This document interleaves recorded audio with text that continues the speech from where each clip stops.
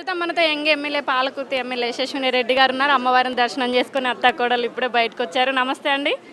నమస్తే అండి. ఎట్లా అయింది దర్శనం? ఎలా అనిపిస్తుంది? ఎమ్మెల్యేగా గెలిచిన తర్వాత మొదటిసారి మీరు మేడారంకి వచ్చారు. ఇంతకుముందు ఎప్పుడన్నా వచ్చారా? లేదు, ఇదే మొదటిసారి నేను ఇక్కడ మేడారం జాతరకి రావడం. ఇదే మొదటిసారి. చాలా మంచిగా అనిపించింది. ఈ అమ్మ సమ్మక్క సారలమ్మ చాలా మహిమగల్ల అమ్మలు.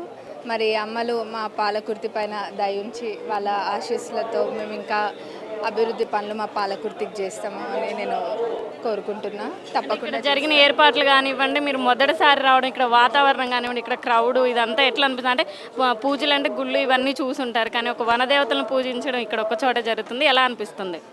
చాలా మంచిగా ఎక్కడ కూడా ఎవరికి ఏ లోపాలు లేకుండా ప్రభుత్వము ఏర్పడ్డ ఎంబటే కూడా మరి ఇక్కడ సమ్మక్క సారలమ్మల జాతరకు అని చెప్పి 110 కోట్లు కేటాయించడం జరిగింది. మరి ఎక్కడ ఏర్పాట్లలో ఎటువంటి లోటు లేదు, ప్రజలకు ఎటువంటి ఇబ్బంది కలగద్దని చెప్పి బస్సులు కూడా స్పెషల్ బస్సులు వేయడం జరిగింది. బస్సులు అంటే మీరు అన్నారు ఉచిత బస్సు మహిళలకి ఎంతో అవకాశాన్ని ఇచ్చింది. ₹1 లేకపోయినా కానీ ఇక్కడికి వచ్చి దర్శనం చేసుకునేలాగా. ఈ భక్తులు పెరగడానికి ఎక్కువ కారణం అదే అనుకుంటున్నారా? ఎక్కువ కారణం అది కూడా అయి ఉండొచ్చు.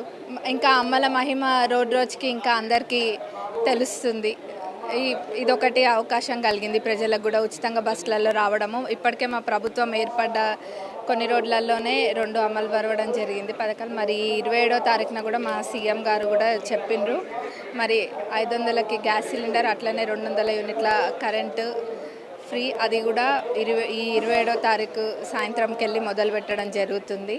మరి అమ్మల ఆశీర్వాదంతో అంత మంచి జరుగుతుంది అని చెప్పి కోరుకుంటున్నాను. మీరు మొదటిసారి వచ్చారు ఇక్కడికి, అమ్మవారిని ఏం కోరుకున్నారు వనదేవతల్ని?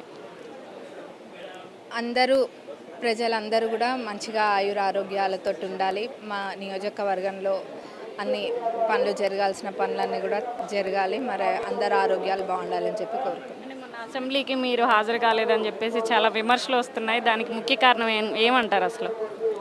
నేను కొన్ని రీజన్స్ వల్ల యుఎస్ వెళ్ళడం జరిగింది.